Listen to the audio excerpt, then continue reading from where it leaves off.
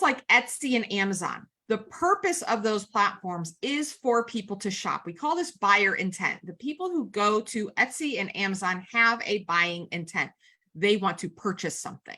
So when they go onto the platform and they see something for sale, they want to see a picture of the product. They want to see the price. They want to have a salesy description, right? You know, something that's like, oh, this is the best thing ever. You're just absolutely going to love it. You should buy one today. All of that is expected on those platforms. They want to see prices. They want to be sold to, right? It's like walking onto a used car lot and saying, yeah, I'm looking at these 5 cars. Tell me more about these cars. At that time, the salesman doesn't feel so pushy because you're actually shopping for a car and you want to pick a car. So when you go on platforms like, when customers go on platforms like Etsy and Amazon, they are expecting to buy. And those platforms are built for that. Now, there are a bunch of advantages and disadvantages to Etsy, Amazon, all of those sales platforms. I'm not going to get into that too much here today, but let's just say that's one, we're going to call that search marketing, right? So somebody is searching for a very specific product. And when you as a seller post to those platforms, the marketing you do is to match what the customer is looking for, right? So they're searching for X, so you need to match X. All right, so that's Etsy and Amazon.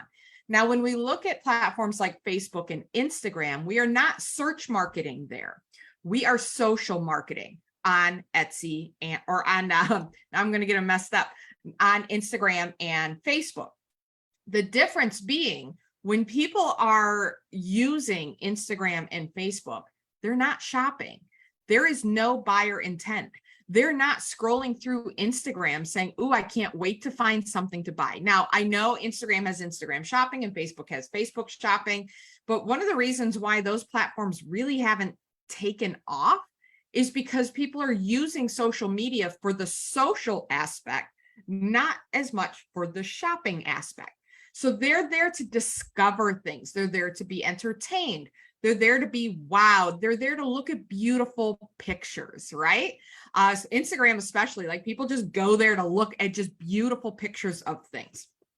And if along the way they discover something new, then they're like, hey, I need to check this out. This is really, really cool. Case in point, yesterday I was scrolling through Facebook or Instagram. I'm sorry. I was scrolling through Instagram and there was a video of, or a picture of somebody cutting up watermelon, and there was red watermelon, orange watermelon, and yellow watermelon. Now, if you know me, you know I love watermelon. I love fruit. Like I eat a lot of fruit and I love watermelon, and yellow watermelon specifically, and orange watermelon's hard to find. So I'm like, oh my gosh, who has orange watermelon? Like I need to figure out who this person is. So it was actually not that company that made the post. It was somebody else. So I had to scroll through, find where they tagged that company, went there, checked out their Instagram, went to their website, found out they're in Massachusetts. So this means that at some point in time in my life, I'm going to have to spend an August in Massachusetts just to find this farm that sells the orange watermelon. Now I know other places have orange watermelon, but now I'm like attached to that business. They didn't come on here and say, hey, we've got orange watermelon for $5 a piece, right? They didn't try to sell me. All they did was show me a beautiful picture, and I went and I investigated further.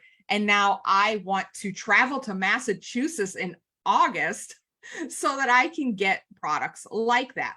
That's the power of social media. There is not buyer intent on the front end. They aren't looking for something to buy. So the mistake that most people make when they go to social media is they treat it like it's Etsy or Amazon or any of the, or their website, right? Look at this product. I have this product for sale. And rarely does that actually turn into a sale. It can from time to time. You hit the right person at the right moment, at the right time. They were just about to go search on Etsy for this thing, and yours popped up, and they're like, okay, I'm just going to buy that one instead because it's right here. Okay. So when we are on social media, we need to stop selling, because if we continue to sell, we're going to turn off most of the users on that platform because they're not there for that. So imagine you're at a party and you're mingling around with a ton of other people, and this one person just comes up to you and is like, see this thing? See this thing? I have this for sale. Hey, hey, hey, hey, you want to buy it? Do you want to buy it? Do you want to buy it? It's only $10. Hey, you want to buy this, or do you want to buy this one over here? I don't have a second thing to show in the video. Or this pen. You want to buy this, or you want to buy this? I have two of them. In fact, that you can buy this in 20 different colors. We'd be like, hey, whoa, back off, right? Back off. It's very rude to do that to somebody at a party. So when we're doing that on social media, we are actually leaning in and getting pushy towards people and saying, please buy, please buy, please buy. And they're saying, hey, I'm just here to look at pretty things. Stop trying to sell me. It seems rude because it's not appropriate for the platform. Now, if you do that on Etsy, they're like, yeah, I'm shopping. You got it in blue, you got it in green, you got it in yellow. Like, what do you got? And you're like, yeah, I have it in this, and everybody's getting along. But when you do this on social media, you're turning people off. Okay. So let's instead assume that you're at a party and you make jewelry and you're wearing a piece of jewelry, and you start having a conversation with somebody. And, while having a conversation, just, being real human beings, having a back and forth, they go, you know what? I love that necklace you're wearing. And you're like, oh, thank you. Yeah, I make these.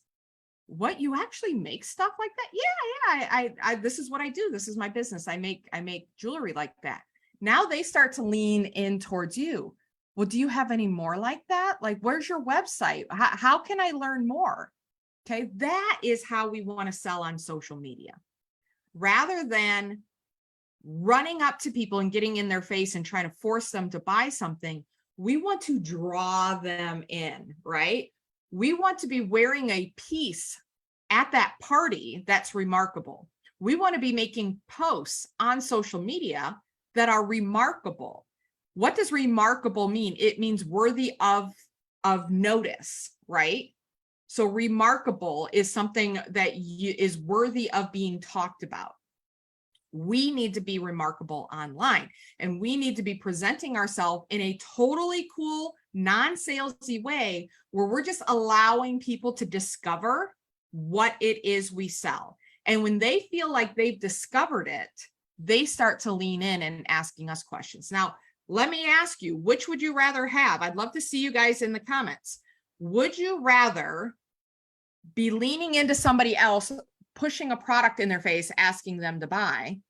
Or would you rather lean back and they start leaning into you and asking to buy?